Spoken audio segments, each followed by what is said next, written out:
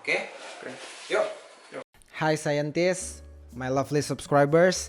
Sebelumnya mohon maaf jika request dari teman-teman belum bisa saya penuhi dikarenakan waktu yang tidak memungkinkan untuk saya. Terus dukung channel ini dengan klik tombol like di semua video saya, komen jika kalian ada pertanyaan, dan jangan lupa klik tombol subscribe untuk saya bisa menjawab semua pertanyaan penelitian kalian.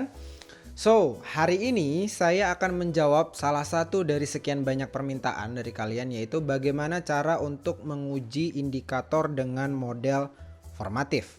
Oke, dimana seperti yang teman-teman sudah ketahui bahwa di video saya sebelumnya di tutorial Smart PLS itu saya memberikan contoh dengan menggunakan indikator reflektif. So, makanya banyak dari request dari kalian, Kak, gimana kalau model saya formatif dan lain sebagainya. Oke. Tapi sebelum saya menjelaskan bagaimana cara-cara untuk menguji indikator formatif, first thing first, saya harus menjelaskan dulu konsep dari kedua model pengukur tersebut. Ini dia modelnya. Nah, perbedaannya itu bukan hanya pada arah anak panahnya. Oke, kalau formatif itu tentu saja berbeda anak panahnya dengan reflektif, dan begitu pula reflektif berbeda dengan formatif. Oke, I will explain to you. Pada model pengukuran reflektif, indikator itu berperan sebagai alat ukur representatif. Kenapa representatif? Karena indikatornya itu mewakili indikator-indikator yang lain. Let's say dalam satu variabel teman-teman punya 3 indikator. Jadi indikator pertama itu merepresentasikan atau mampu mewakili indikator kedua dan juga ketiga. Begitu juga sebaliknya, 2 mewakili 1 dan 3. Nah, kondisi tersebut itu menurut Gerson 2016, kondisi tersebut itu memungkinkan teman-teman untuk menghapus salah satu indikator ketika ditemukan tidak valid. Oke, nah kalau teman-teman misalkan menemukan indikator teman-teman nggak valid, berarti apa maknanya? Berarti indikator tersebut tidak mampu mengukur variabelnya. Kalau teman-teman nggak hapus dan teman-teman paksakan, oke, berarti variabelnya tidak terukur dengan baik. Jadi hati-hati. Di video saya sebelumnya, outer loadings itu kan standarnya adalah 0,7. Nah, ada banyak yang bilang, Kak, 0,6 boleh, 0,5 boleh, bahkan 0,4 boleh. Iya, boleh, memang ada teorinya. Tapi 0,7 itu ditujukan untuk model penelitian konfirmatori. Kalau teman-teman konfirmatori, itu teman-teman harus pakai 0,7 willy-nilly. Kalau misalkan teman-teman pakai eksploratori atau mengeksplor teori baru, mengeksplor kerangka baru, itu baru teman-teman bisa turunkan ke 0,6, 0,5, bahkan 0,4. Kenapa? Karena asumsinya indikator-indikator tersebut baru dan belum pernah diuji di penelitian sebelumnya. Tapi kalau indikator itu sudah sering kali diuji di penelitian sebelumnya, berarti mau nggak mau teman-teman harus pakai 0,7 karena asumsinya udah pernah diuji. Oke? Nah, kita balik lagi. Dimana kalau model formatif? Kalau formatif itu bukan lagi sebagai indikator reflektif atau representatif, tapi dia lebih ke penyusun. Jadi indikator ini berperan sebagai item penyusun variabelnya. Oke, kondisinya seperti apa? Menurut Gerson 2016, kondisi tersebut itu mengakibatkan kita tidak boleh membuang indikatornya atau menghapus indikatornya. Kenapa? Karena sebagai penyusun. Let's say gini, aku akan kasih contoh simple. Let's say teman-teman mau melihat nilai profitabilitas dari perusahaan A. Profitabilitas itu diukur oleh ROA dan ROE. Nah, di sini di kondisi ini teman-teman harus menggunakan model formatif. Kenapa? Karena ROA tidak mampu mewakili ROE, aset itu tidak bisa mewakili equity. Begitu juga sebaliknya, equity nggak bisa mempengaruhi, tidak bisa mewakili aset. Oke, jadi treatmentnya juga akan berbeda. Oke, treatmentnya nggak lagi pakai outer loading, nggak pakai AVE seperti reflektif, tapi kita memakai namanya outer weight.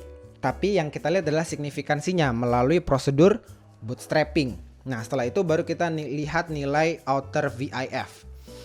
Nah, daripada teman-teman bingung, kita langsung aja ke Smart PLS-nya. Nah, di sini teman-teman disediakan 2 project bawaan dari Smart PLS, di mana yang pertama ada ECSI dan yang kedua ada PLS Sandbook, dan kita langsung aja memakai yang extended model. Oke, di sini ada yang ini salah satu contohnya adalah kita ambil yang variabel PERF.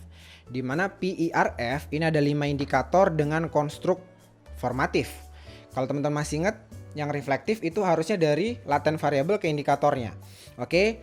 Nah, untuk melihat itu teman-teman langsung aja ke bootstrapping. Oke, kalau outer loading kan teman-teman bisa ambil dari PLS algorithm. Kalau ini teman-teman langsung pakai yang bootstrapping. Nah, untuk subsamplesnya ini teman-teman bisa set ke 5000, tapi standarnya adalah 500. Kenapa harus 5000? Seperti yang saya sudah sampaikan di tutorial saya sebelumnya, itu dipropose oleh Henseler dan lain sebagainya, itu menyarankan kita harus meningkatkan subsamplesnya ke 5000 untuk memaksimalkan prosedur bootstrapping. Oke, nah di sini karena nanti bootstrapping kalau kita setting ke 5000 lama, kita coba pakai yang 500 saja. Oke, nggak jauh beda nanti hasilnya. Oke. Nah di sini langsung aja teman-teman di laporan bootstrappingnya, teman-teman lihat yang outer wake di paling bawah di bagian final results itu ada outer wake di sini. Nah teman-teman cari yang PERF. Nah PERF di sini ada 5. Oke. Nah, teman-teman tinggal lihat p-value-nya aja. Kalau p-value-nya itu di bawah 0,05, berarti PERF 1, 2, 3, 4, 5 itu memang merupakan bagian penyusun dari variabel PERF. Oke. Terus mungkin teman-teman ada pertanyaan, Kak, gimana kalau p-value saya sebaliknya di atas 0,05, nggak di bawah 0,05? Nah, maknanya adalah berarti let's say kita katakan PERF 1 itu di atas 0,05. Berarti bukan merupakan penyusunnya. Berarti teman-teman konsekuensinya apa? Harus buang. Tetap harus buang. Tapi analisisnya yang berbeda. Bedanya gimana, Kak? Analisisnya berarti teman-teman nggak bisa bahas PERF dengan makna PERF 1. Nah, itu teman-teman harus hilangkan. Kenapa? Karena pembuktiannya di sini PERF 1 itu bukan bagian dari komponen PERF. Oke, bisa dipahami sampai sini. Untuk yang kedua, teman-teman tinggal lihat outer VIF. Caranya gimana? Teman-teman langsung balik lagi ke kerangkanya di extended model. Teman-teman klik calculate, terus klik PLS algorithm. Just like this. Ya, di sini teman-teman langsung aja lihat collinearity statistik di bawah quality criteria. Ada VIF. Nah, VIF itu ada dua, ada outer dan ada inner. Mana yang harus kalian pakai? Yang outer ketika kalian pakai formatif. Oke. Ketika kalian pakai reflektif, kalian bisa rujuk ke inner. Nah, sebelum saya menjelaskan lebih jauh, saya akan jelaskan apa sih VIF. VIF itu digunakan untuk melihat adanya kesamaan data atau enggak antar variabel. Kalau untuk inner, antar variabel laten, tapi kalau outer itu antar indikator. Nah, karena kita formatif, yang kita perlu lihat adalah indikatornya, maka teman-teman harus melihat outer VIF-nya. Harus berapa? Harus di bawah 5,00. Ya gampangnya sih ini hijau aja ya. Kalau semuanya hijau berarti ya sudah di bawah 5,00 dan tidak ada kesamaan data antar indikator. Oke.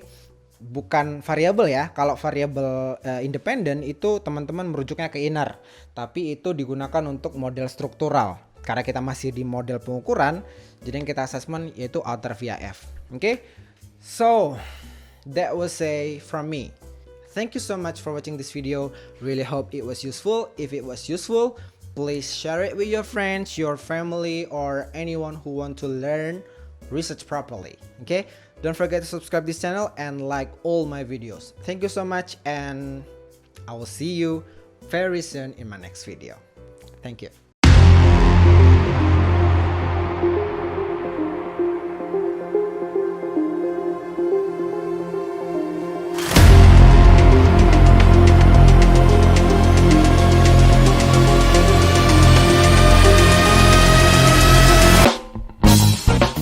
Hey, you know what? In earlier years, I really struggled to overcome my research roadblocks. If you have ever written a research in 24 hours before a conference or thesis defense, yeah, you know what I mean. Over time, I learned how to better handle the roadblocks, and now it is not nearly as large of an issue. What I've done will work for others. Call my team to know how it works.